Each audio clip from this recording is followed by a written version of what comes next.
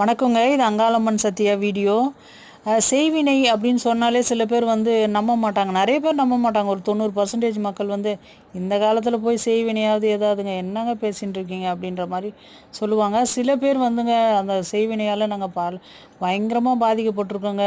என்ன பண்ணுறதுனே தெரில. பல பிரச்சனைகள் வருது. எங்களால் சமாளிக்க முடியல. எந்த தெய்வத்தை வணங்கினாலுமே பலன் இல்லைங்க எங்களுக்கு அப்படின்னு ரொம்ப புலம்பி அழுவாங்க. அவங்களால அந்த கஷ்டங்களை தாங்கிக்கவே முடியாது. அந்த மாதிரியான சூழ்நிலைக்கு போயிடும் அந்த குடும்பம். அந்த மாதிரியான அழிவுகளை கொடுக்கக்கூடியது தான் செய்வினைன்றதுங்க.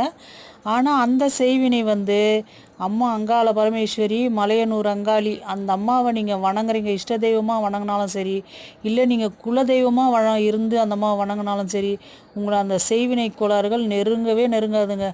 அப்படி ஒரு செய்வினை செஞ்சாலும் அவங்களுக்கு பலிக்காது. ஏன்னா அந்த அம்மா காவலாக இருக்கிற இடத்துல செய்வினை செய்ய முடியுங்களா என்ன?